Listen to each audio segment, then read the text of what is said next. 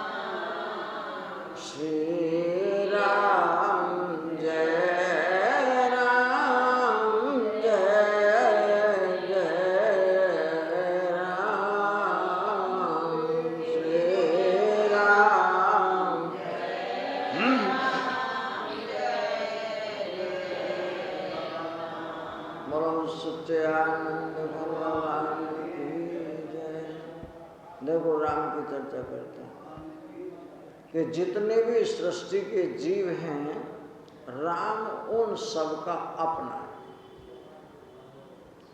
यानी जगत की सारी चीजें अलग हैं और राम हम सबका अपना है। विचार करके देखो, जो हम सांस ले रहे हैं वो सबकी साझी है। अब मेरी श्वास मुझे ही तो आ रही है, अगर दूसरा मेरी श्वास को छीनने लगे तो मैं मर जाऊंगा, और मैं उसकी श्वास को छीनूं तो वो मर जाएगा। यानी श्वास हो, जिसको हम प्राण कहते हैं, जीव जिससे जिंदा है, वो सबका अपना है। चाहे माँ का बच्चा हो, चाहे माँ हो, चाहे मेरा पति हो, चाहे मैं उसकी पत्नी हूँ, यानी सबका प्राण अपना प्यारा है। तो जो मेरा अपना है, मैंने उसको तो छोड़ दिया, और जो पराया है उसको पकड़ लिया। पराया दर्द देता है, पराया बीमार हो जाता है, पराया छिन जाता है, बट जाता है, चोर ले जाते हैं, डकैती पड़ जाती है। पराये के साथ ही सब कुछ होता है और मैं उस पराये की वजह से बीमार हूं, अपनी वजह से बीमार नहीं। जब मुझे कभी कोई बीमारी होती है, किसी को भी दुनिया में बीमारी होती है, तो डॉक्टर उसको एक काम करता है, वो नींद की गोली देता है। क्यों देता है? नींद में वो परायों को छोड़ देता है। जब नींद आती है, कब आती है? जब कोई नहीं रहता, वो अकेला पड़ जाता है, सो जाता है। और जब तक उसने जगत को पकड़ा हुआ है, वो जब तक बीमार है। मतलब मुझे परमात्मा ने बीमार नहीं बनाया, वो तो मेरा अपना है। जो बीमार बनाया मुझे, वो परायों ने बनाया, जिनको मैं मेरा कहता था। और संत हमें जगाने के लिए आते हैं। उन परायों में रहना तो जरूर, वे सब परमात्मा के हैं, बिना उनके हमारा गुजारा नहीं चलता है। लेकिन उनको मेरा कहना, उनको मैंने अपने मन में बसा लिया, ये अपराध हो गया है। कि विचार करके देखो, किसी का बालक बीमार हो गया है और वो इतना ज्यादा बीमार हो गया है, माँ को चैन नहीं पड़ रही है, पत्नी जो है वो बेहाल है। अस्पताल में जाते हैं, डॉक्टर से इलाज की बात करते हैं, डॉक्टर कहता है देखो हम दवाई दे रहे हैं, हम परमात्मा नहीं, और जो दवाई इस रोग के लिए होनी चाहिए वो बराबर दे रहे हैं। अब उसको कितना फायदा होता है नहीं, ये ईश्वर के अधीन है। फिर कहते हैं देखो इसे इस समय दवा की जरूरत नहीं है, दुआओं की जरूरत है।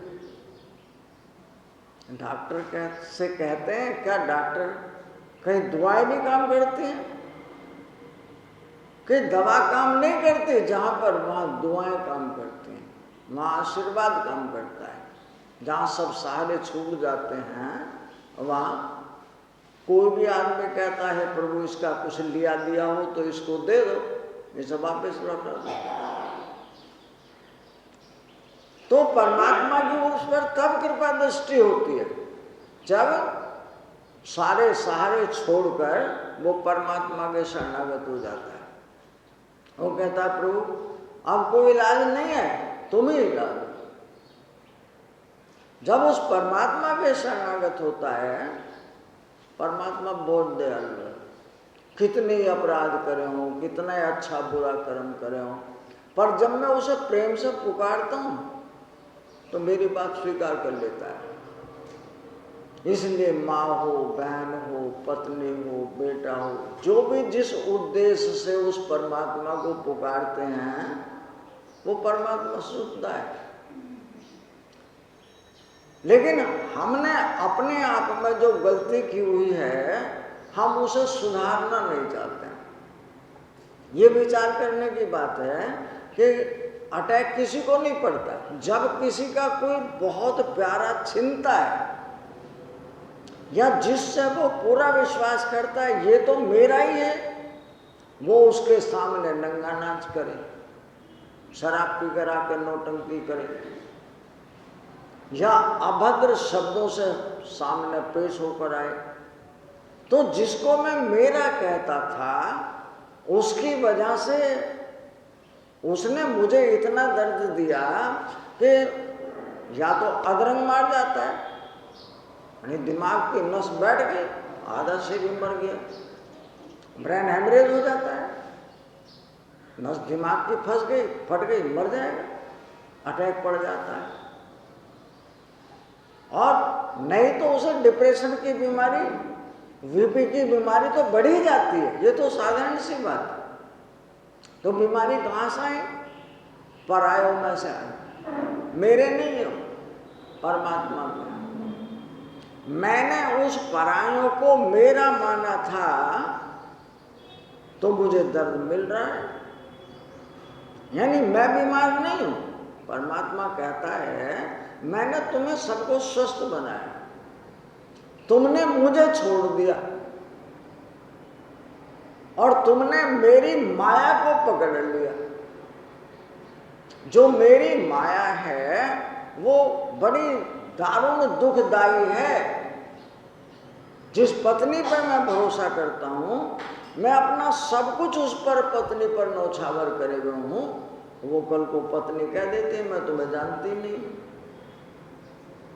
उसे कोई हवा लग जाए बाहर से, कोई सिखाने वाली मिल जाए। राजा दशरथ से के कह रही है कि कौशल्या से तुम प्रेम करते हो, मेरे साथ नाटक करते हो। कौशल्या से मिलकर तुमने राम को राज तिलक की बात की है, मुझे बताया तक नहीं तुमने। तो ऐसे में राजा दशरथ नहीं मर रहे, बल्कि जिस पर पूर्ण रूपेण फेथ करते हैं कि ये तो मेरी सबसे प्यारी रानी है, आज वो ऐसे ऐसे कड़वे तीखे बाण मार रही है कि राजा धराशायी हो गया है। और पृथ्वी पे पड़ा हुआ ये करा रहा है, ये कौन से अपराध का बदला है? लेकिन मेरे करेवे के परिणाम अनुसार ही ये संसार मिला है। बच्चे हो, पत्नी हो, बहन हो, बेटी हो, नाती संबंधी रिश्ते, सब जो भी कुछ हैं वे कल के किए के परिणाम अनुसार मिले हैं। मैं उन सबको मिले हुओं के इतने नजदीक हूं, मैं उनको मेरा कहता हूं। और जो मेरे हैं वक्त आने पर वो बदल जाते हैं। जब बदलते हैं तब मुझे रोग आता है।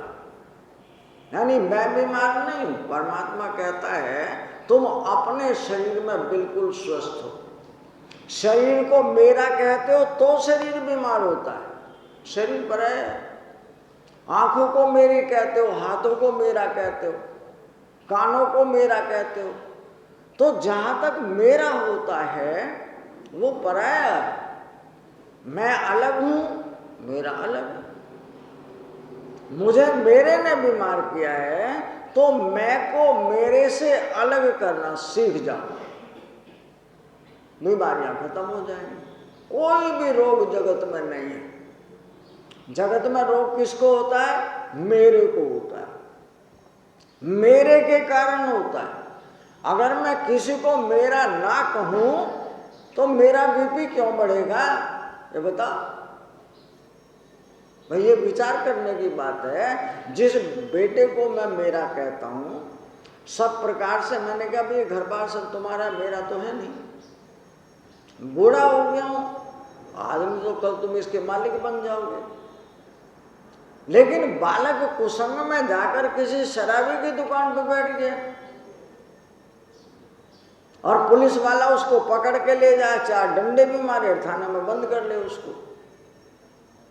और उसके बाप के पास खबर है तुम्हारा बालक थाने में बंद है। कि क्यों बंद है? वो शराब की दुकान पर था। तो उसके बाप को वहां से उठना मुश्किल। बालक बीमार कम है, थाने में उसका बाप बीमार हो गया। मेरे सामने उन्होंने ये नाटक करना शुरू कर दिया।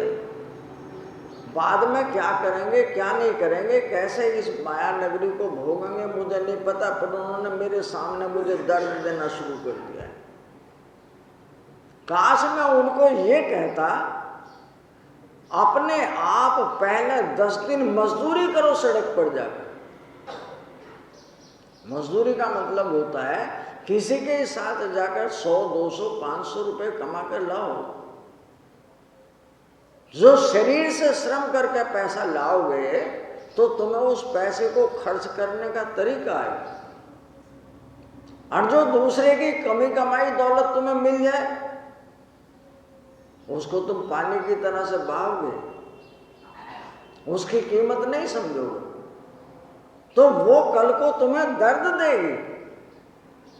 इसलिए बुजुर्ग लोग जो होते हैं घर में इसलिए अच्छे होते हैं, वे उन बालकों को, उन छोटों को जीने का तरीका सिखाते हैं कि खाना उसी को आता है जिसने हाथ से कमाया है, खर्च करना उसी को आता है जो स्वयं परिश्रम करके पैसा कमा के लाता है। और जो दूसरे की कभी कमाई दौलत किसी को मिल जाए उसको क्या खर्चना है, बहा दो पानी की तरह से। इसलिए जो मेरा है मुझे उसने बीमार किया। और परमात्मा कहता है मैंने यहाँ सारे जीवों को आजाद करके भेजा है, कोई बीमारी नहीं। पृथ्वी पर मनुष्य के लिए कहीं कोई ऐसा स्वर्ग नहीं जो मनुष्यों के लिए स्वर्ग है। सब कुछ इनको परमात्मा कहता मैं समर्पित हूं, कुछ भी खाओ, कुछ भी पहनो, जो मर्जी चाहो सब मिलेगा। लेकिन वो सामान जो है तो मेरा, मैंने बरतने के लिए, इस्तेमाल करने के लिए, खर्च करने के लिए दिया है। इनको खर्च करना और खाना पीना भी नहीं आता। क्यों भाई? कोई आदमी खाता पीता है तो बाद में तो उसे अपने मन में बसा कर नहीं लाता है, लेकिन यह हर आदमी हर चीज को अपने मन में बसाए हुए है।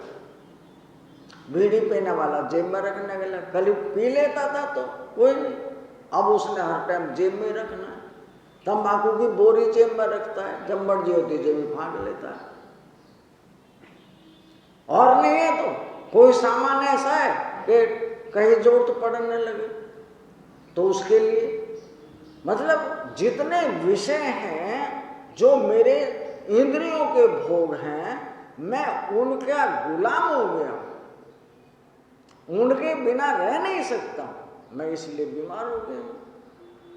परमात्मा कहता मैंने ये सब सामान भोगने के लिए, इस्तेमाल करने के लिए दिया था, इसकी गुलामियत करने के लिए नहीं दिया। तुमने उस मेरे सामान को अपने मन में ही बसा लिया, वो दर्द तुम्हें देगा, मैं क्या कर सकता हूं।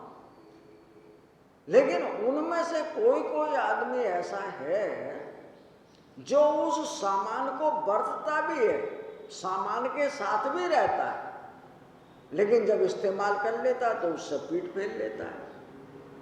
पीठ फेरने का मतलब है अपने मन में उसके लिए कोई विचार नहीं लाता है। तो जो ऐसा व्यक्ति है वो आप सब लोगों को जीने का तरीका सिखाता है, खाना, खर्चना, सामान का इस्तेमाल करना बुरा नहीं है, जिएंगे कैसे। लेकिन उसको मेरा मान लेना ये बीमारी का कारण है। उस मेरे को अगर ये समझ कर रहो हे प्रभु ये सब तेरा है, और जिस तरह से मैं उसे इस्तेमाल करता हूं, उसे खर्च करता हूं, वो तरीका प्रभु बुद्धि तुम्हारी है, बिना तुम्हारी बुद्धि के मैं उसको व्यवहार में भी नहीं ला सकता।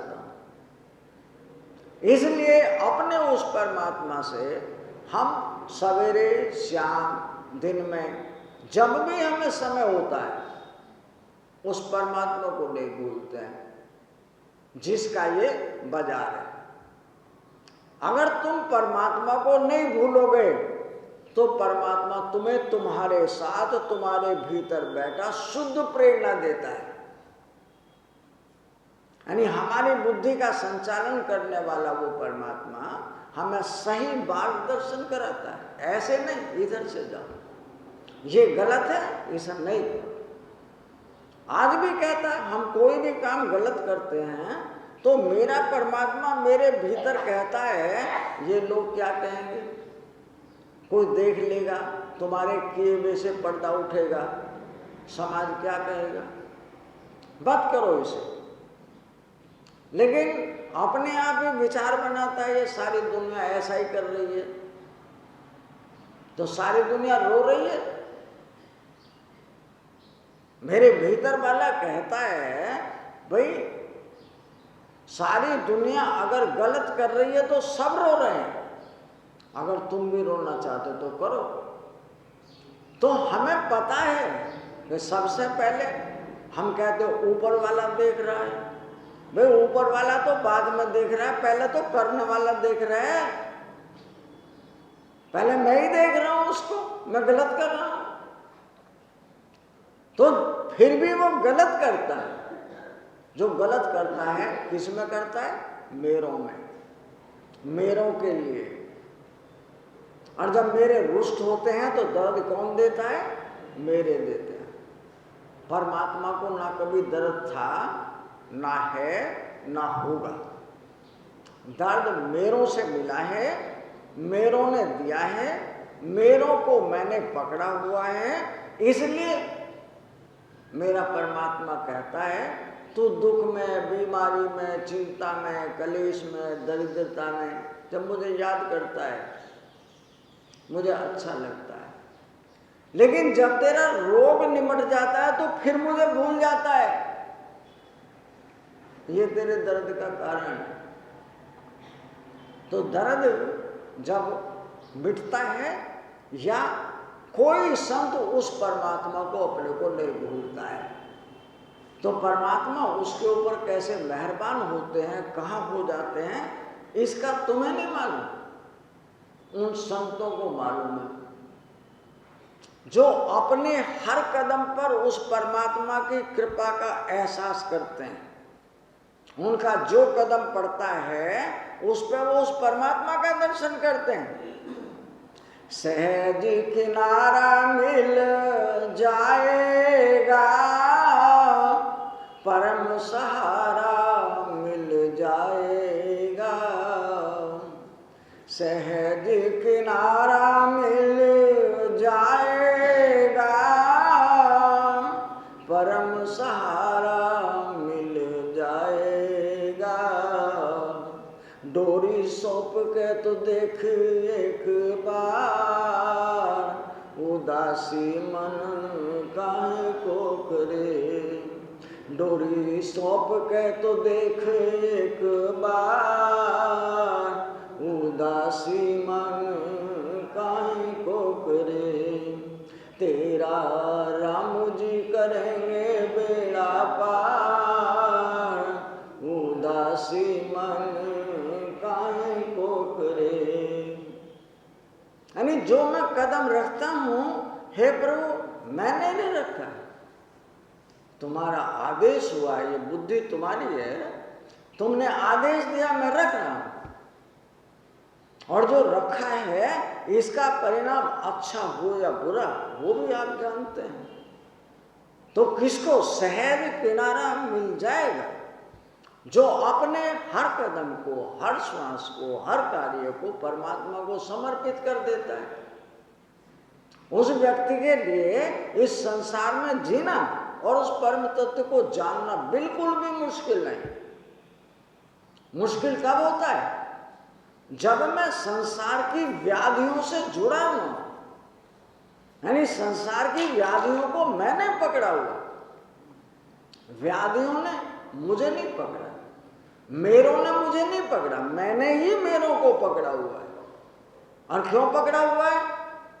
मानव सोचो जग के सुख का विस्तार रहेगा कितने दिन, सत्कार रहेगा कितने दिन, ये प्यार रहेगा कितने दिन।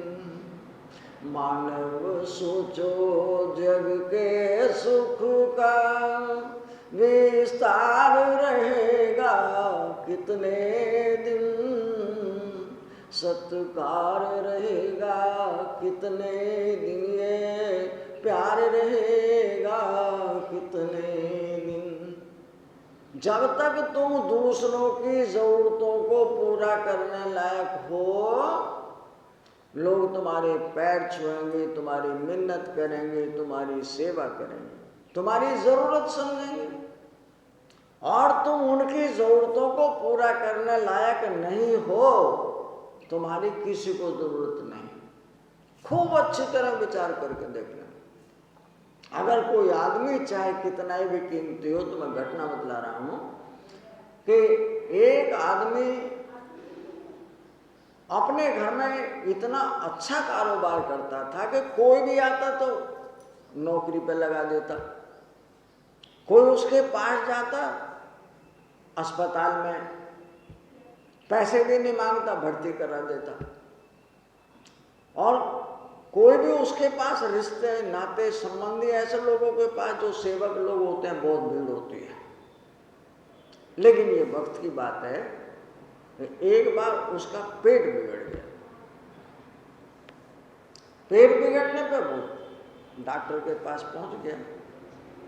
अब डॉक्टर उसको तरह तरह की दवाई दे रहे हैं। अब आजकल जैसी सुविधाएं हैं उस समय उतनी नहीं थी। ये 65 के आसपास की बात बुला रहे हैं। तो उसकी पत्नी रोज अस्पताल जाती है और वो सूखता जाता है। जब वो शुरू में बीमार हुआ तो उसके पास लोगों की लाइन लग रही थी, देखने वालों को, अपने पराए। अरे वो आदमी बीमार हो गए, बहुत पैसा कमाता था, लोग बांध के ले जाते थे, मर्जी हो जब दे देना, ना मर्जी हो तो नहीं भी सही। ऐसा व्यक्ति, और आज बीमार हो गया वो, किसी की नजर लग गई, किसी की बददुआएं लग गई। सब लोग अलग अलग तरीके से अपनी अपनी बातें करते हैं। लेकिन वो व्यक्ति दवाई खाता रहा और चारपाई से लग गया। उसकी पत्नी ने क्या किया कि पहले तो अपने जो आभूषण थे वो सब बेच दिए। उसके बाद अपने माँ बाप से जो पैसा लानी थी वो ले आई। ससुराल पक्ष के लोगों ने पैसा देना बंद कर दिया। वो बचेगा तो है नहीं, मर जाएगा, तो हमारे पैसे कहाँ से आएंगे। उसने वो मकान किसी को गिरवी रख दिया। अब उसका आदमी पूछता है ये पैसे कहाँ से लाइए? कहना कि ये मत पूछो, कि नहीं तुम ये बताओ, महंगा खर्चा है, दिल्ली में अपोलो जैसा हॉस्पिटल हो, तो ये पैसे कहाँ से लाइए? कहने लगी आज मैं सड़क पर हूं, अगर तुम बच गए तो मुझे सब कुछ मिल जाएगा, और तुम नहीं रहे मेरा सब कुछ खत्म हो गया है। मतलब मायके वालों ने पैसा देना बंद कर दिया, ससुराल वालों ने देना बंद कर दिया, आभूषण सब बेच दिए, मकान था मैं उस पर पैसे ले आया। कहने लगे तूने अच्छा नहीं किया, कम से कम सिर ढकने के लिए तो जगह बनी रहती। वो कहती है अगर तुम बने रहे तो मेरे लिए सब कुछ हो जाएगा, और तुम नहीं रहे तो मैं भी तुम्हारे साथ चली जाऊंगी। वो डॉक्टर से कहती है कि डॉक्टर साहब, रोते रोते उसकी आंखों में आज आंसू नहीं रहा। वो सीधे कहती है डॉक्टर साहब मुझे इनका दर्द देखा नहीं जा रहा है, मुझे एक उपाय बता दो, इनका वो उपचार है दवाई का, ये बच जाएंगे कि नहीं? डॉक्टर कहता है देखो हम भगवान नहीं हैं, लेकिन इस समय इसे दवा के लिए दुआ की जरूरत है। अब उसकी आंखें खुली कि इसे दुआ की जरूरत है, तो वो यहां से आज उसको अपने पति को कहती है देखो मेरे लिए तो तुम नहीं रहे, मैंने अपना सब कुछ देने के बावजूद भी और आप नहीं बचे तो मेरे पास तो कुछ रहा नहीं, इसलिए मैं आज अपने परमात्मा के मंदिर में जा रही हूं। वो भगवान श्याम सुंदर के सामने जाकर रो रही है और उसके सामने कहते प्रभु जिस आदमी की इतनी शौहरत थी, जिस आदमी ने किसी को खाली हाथ निराश नहीं किया, तू उससे कौन से जन्म का बदला ले रहा है? उससे नहीं ले रहा तू, मेरी परीक्षा है। आज वो मेरा आदमी नहीं, मेरा पति नहीं है, पर तेरा तो है। मैं तेरे से भीख मांगने आई हूं। अगर तेरे में सामर्थ्य है, मेरे भिक्षा डाल दे। और रात भर उस भगवान के सामने पुजारी कहता है अपने घर जाओ माई, कि आज नहीं जाऊंगा। भगवान के मंदिर में पड़ी रही और सवेरा हुआ 4:30 बजे, 4 बजे वो पुजारी उठा। वो कहता है माई भगवान ने तेरी बात सुन ली है, अब तो अपने घर जा। वो कहती है सुनी कहां? कि नहीं, जो तू चाहती है उसने वो पूरा कर दिया है। तो वो कहती है कि मेरा नहीं भेजा उसने, मेरा तो जब था जब मैं उसके लिए रो रही थी। अब तो मैंने उसका कह दिया तेरा है, तेरी मर्जी तो लौटा दे, भीख डाल दे। ना मर्जी हो तो मैं सड़क पर हूं, मेरा तो कुछ रहा नहीं है, जगत पराया हो गया है। तो उस परमात्मा ने मानो उसके ऊपर कृपा की। जो मुंह से बोलने में असमर्थ है उसे कुछ भी खा लेता है, पेशाब नहीं होता, टट्टी नहीं होती है, शरीर बिल्कुल जीर्ण हो गया है। अब वो भगवान के मंदिर में से पहले सीधे अस्पताल जाती है। डॉक्टर रात भर उसकी तीमारदारी करते हैं, देखते हैं। तो सवेरे उसे कहते हैं कि माई लगता है तुम्हारा आदमी खतरे से बाहर है, बच जाए। वो कहती है अगर ये आज बच भी गया तो मुझे आज उतनी खुशी नहीं है, क्योंकि मैं इसको रो चुकी हूं, मेरी तरफ से ये मर चुका है। अगर अब ये बचता है तो ये परमात्मा का अपना कृष्णा है, उसी ने लौटाया है। अब वो धीरे धीरे वो ठीक होता है। डॉक्टर कहता है महीना 2 महीना लगेंगे, ठीक हो जाएगा। इसको क्या कहते हैं? जब आदमी का समय खराब होता है, जब मेरे किए हुए कर्मों के परिणाम मुझे इस गति तक ले जाते हैं कि मरणासन हो जाएगा। अगर तुम इस परमात्मा के दरवाजे पर जाओ तो परमात्मा तब भी सुनता है। कब लौटाता है? जब उसने अपने आप को परमात्मा को समर्पित कर दिया। प्रभु मेरा नहीं है, तुम्हारा है, तुम्हारी मर्जी है, लौटा दो या मैं तो सड़क पर पहुंच गई। तो परमात्मा कम मेहरबान होता है। डोरी सौंप के तो देख एक बार, उदासी मन काहे को करे, तेरा राम जी करेंगे बेड़ा पार, उदासी मन काहे को करे।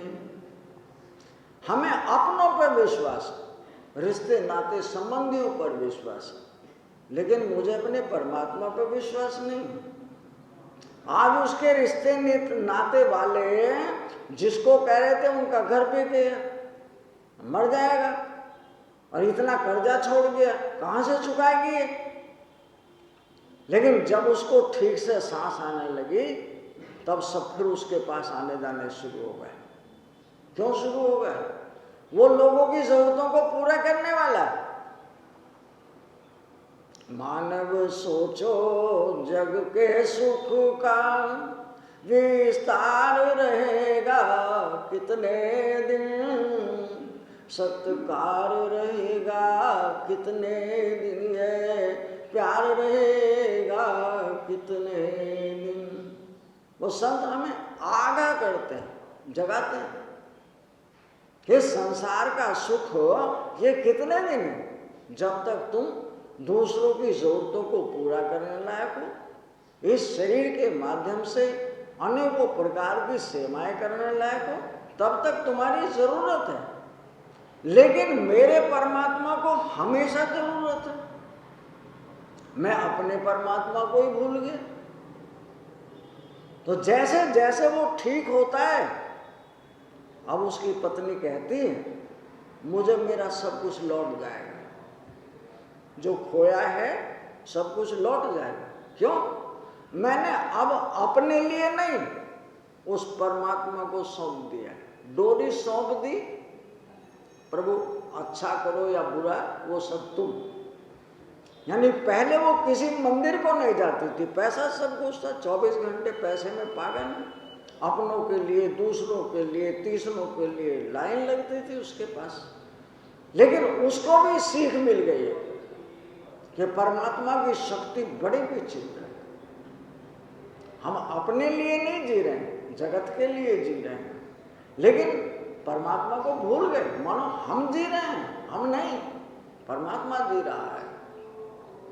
इसलिए वो संत हमें जगत में आकर चेताकर कहते हैं कि तुम ज्यादा से ज्यादा इस मंदिर में जाओ, सेवा करो। कैसी सेवा है?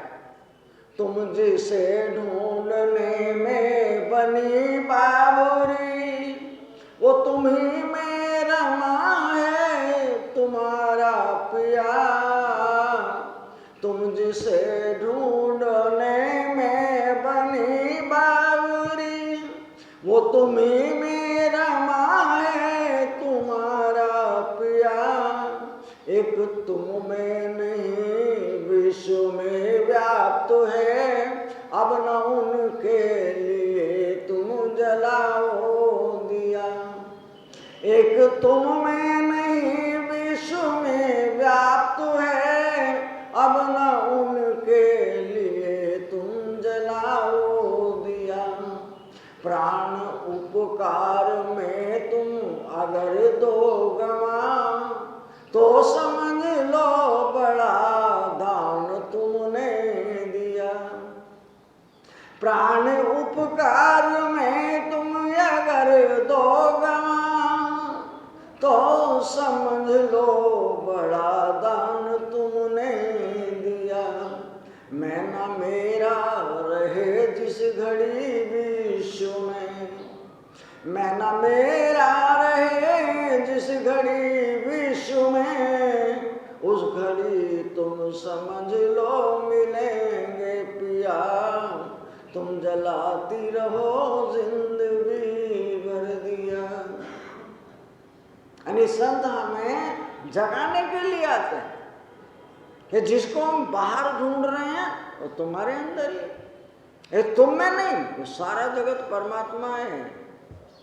पूरी की पूरी सृष्टि हरी भरी चलती उठती बैठती खाती पीती नाचती गाती, ये सब परमात्मा ही है।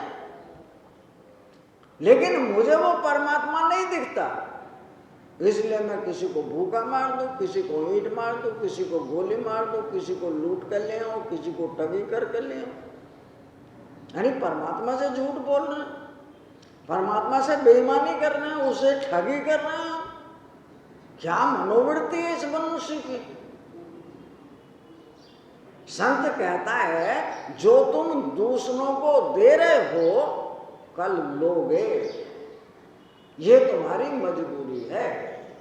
ये ठोकर अपने आप लग जाएगी, सांस अपने आप आ जाएगी, बीमारी अपने आप आएगी, घर में से सामान आया अब आया अपने आप जल जाएगा, पानी में बह जाएगा, बालक सड़क पर बहा देंगे, तुम कुछ नहीं कर सकते हो।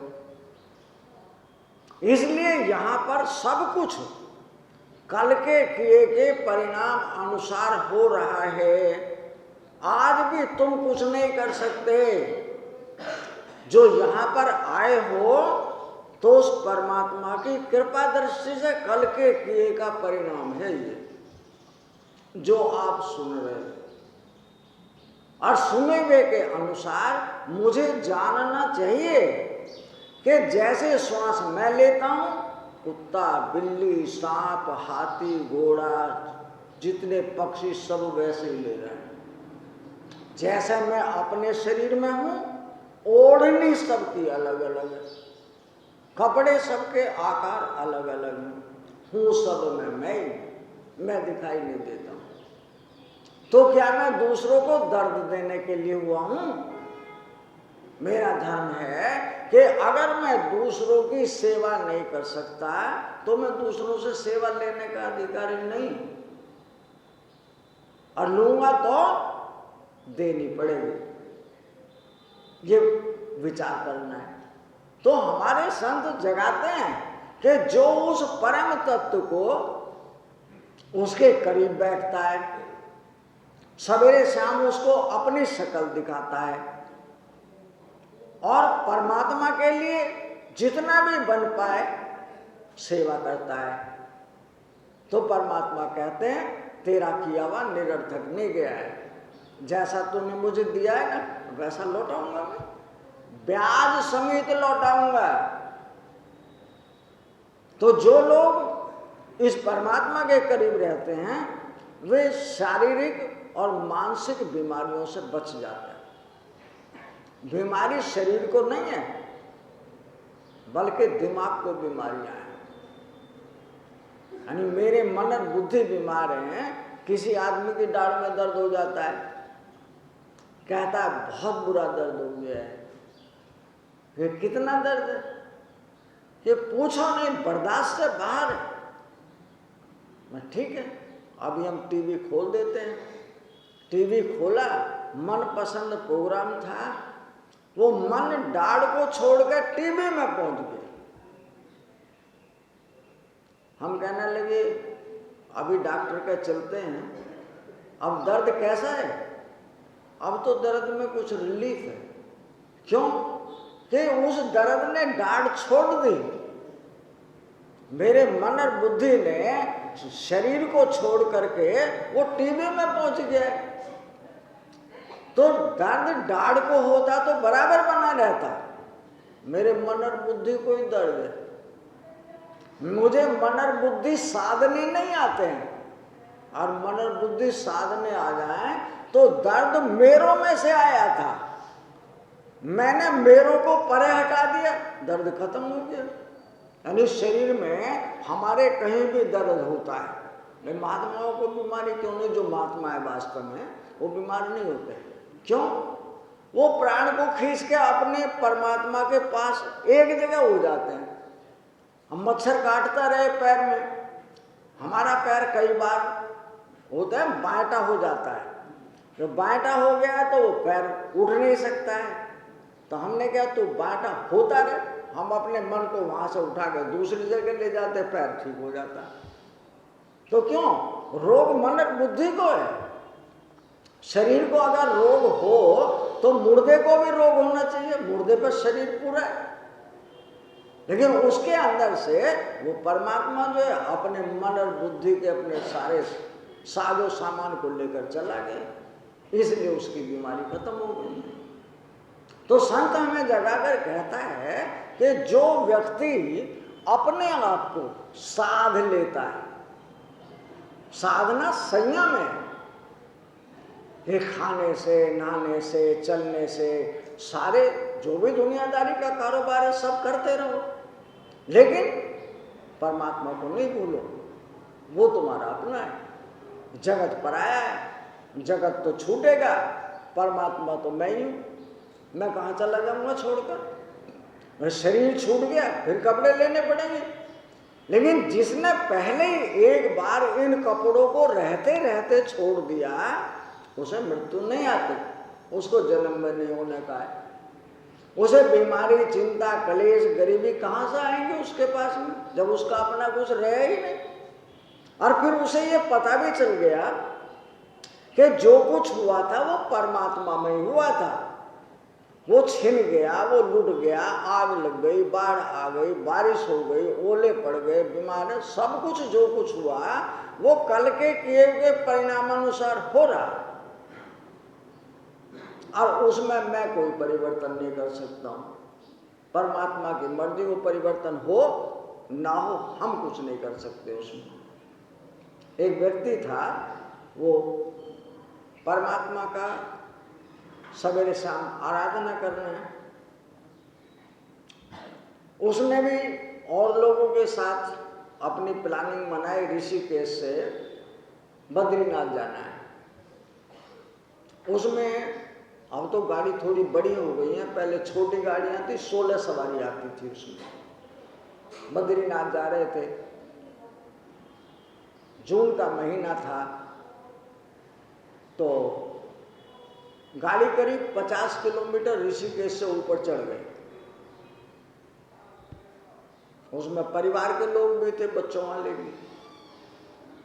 तो एक आदमी के पैर में, वो गाड़ी के अंदर कोई सांप उसके पैर में लिपट गया। उस आदमी सोचने लगा, ये सांप पैर को लिपट गया, मैं इसे कुछ कहूंगा तो काट लेगा। उसने उसको कुछ कहा नहीं। पड़ोसी ने देख लिया, वो कह रहा है ये सांप हमें काट लेगा, हमारे बालक भी हैं, यहां से हट। वो कहता है मैंने टिकट ले रखा है, जितना इससे डर तुम्हें लग रहा है ना, मुझे भी उतना डर लगता है, तू छुड़ा दे इसको। वो कहता है हमारे बच्चे, अब तो एक ने नहीं सबने सुना, अब इसके पैर में सांप लिपट रहा है। तो ड्राइवर से कहते हैं वहां की सारी सड़कें पहाड़ में यूं होती है, यानी जो पहाड़ का हिस्सा है वो ऊंचा होता है, साइड का हिस्सा नीचा होता है। तो ड्राइवर कहता है गाड़ी का बैलेंस बिगड़ जाएगा, नीचे पहुंच जाएगी, अपनी अपनी जगह बैठे रहो। तो गाड़ी को रोक,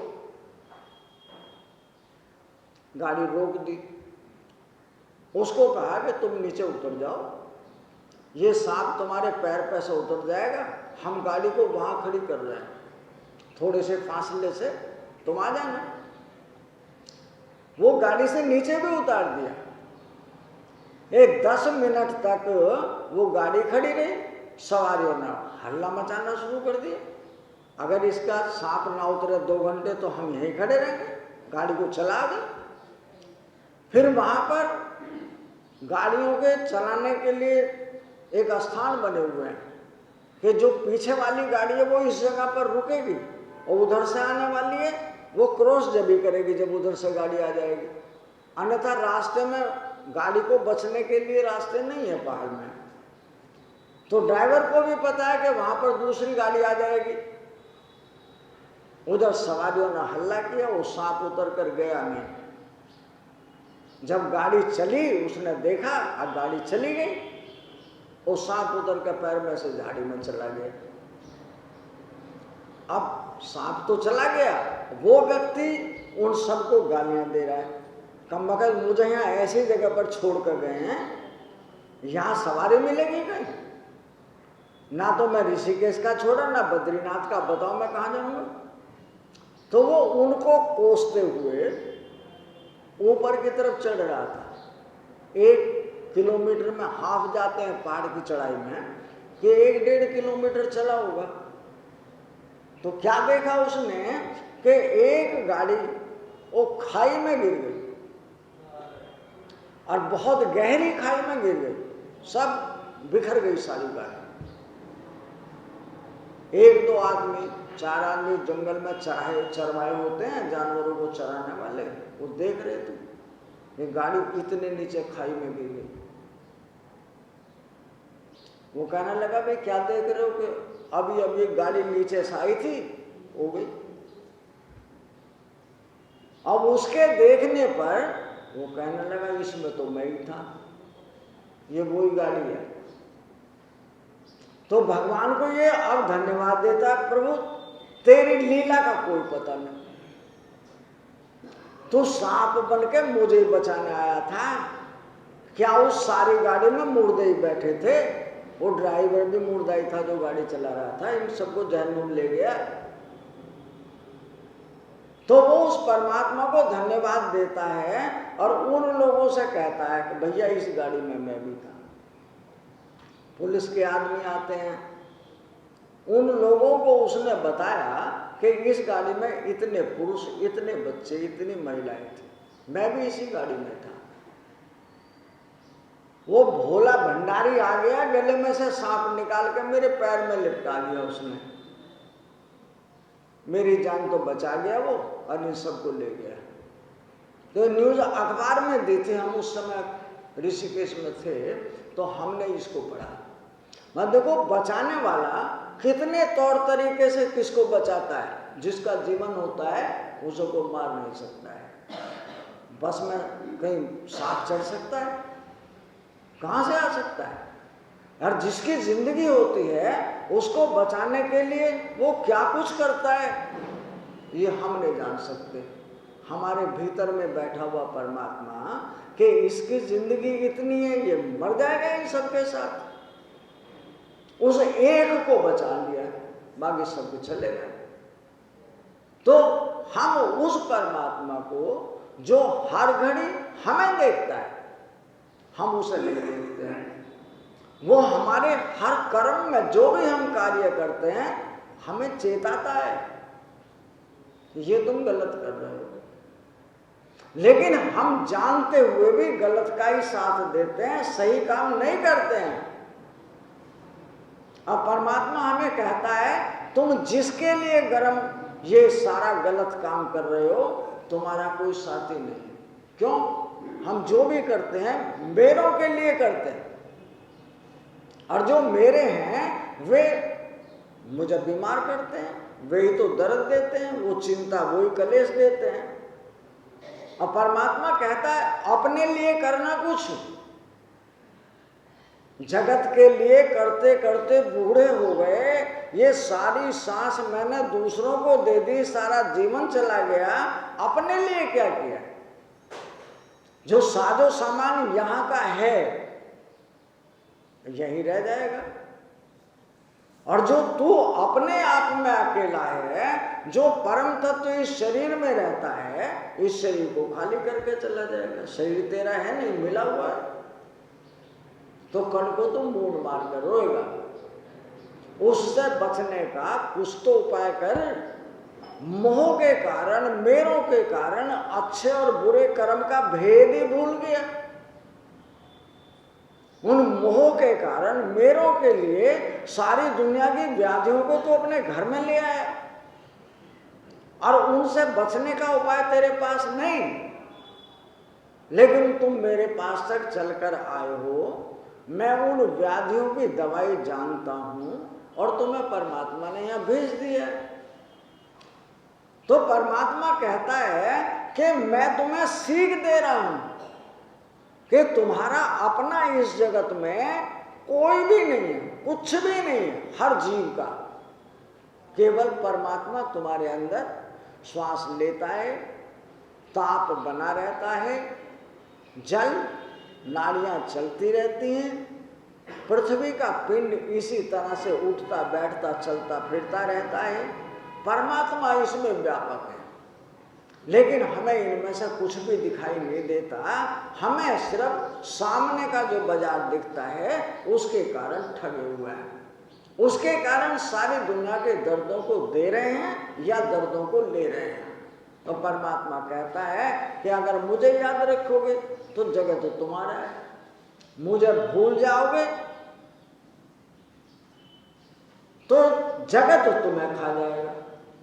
मुझे याद रखोगे तो जगत को भी भोगना और मुझे भी पा जाना, दोनों काम बन जाएंगे तुम्हारे। लेकिन मैं गलती पर हूं जिसकी वजह से ये सारे कारण बने हुए हैं। इसलिए संत हमें जगा कर कहते हैं, राम नाम के हीरे मोती मैं बिखराऊं गली गली, लूट लो जिसका जी चाहे मैं शोर मचाऊं गली गली। जिस जिसने ये मोती लूटे वे समाला माल हुए, जिस जिसने ये मोती लूटे वे समाला माल हुए। दुनिया के जो बने पुजारी आखिर वो कंगाल हुए। दुनिया के जो बने पुजारी, आखिर वो कंगाल हुए। सोना चांदी माया वालों, मैं समझाऊं गली गली, ले लो रे कोई राम प्यारा, आवाज लगाऊं गली गली। संतों में जगह क्या कहता है? एक हीरे मोती है रुपए, सोना चांदी, दुनिया भर का सामान। एक आदमी लेकर जाता है 50,000 60,000 रुपए, 1,00,000 रुपए बैग में लिए हुए, और सामने एक दूसरा कहता है कि बैग मुझे दे दे। भैया मुझे किसी को देने के तेने सुना नहीं है, दे रहा है गोली मारूं? मुझे अपना आपा प्यारा है। सोना चांदी हीरे जवाहरात घर के नाते संबंधी नहीं, अपना आपा प्यारा है।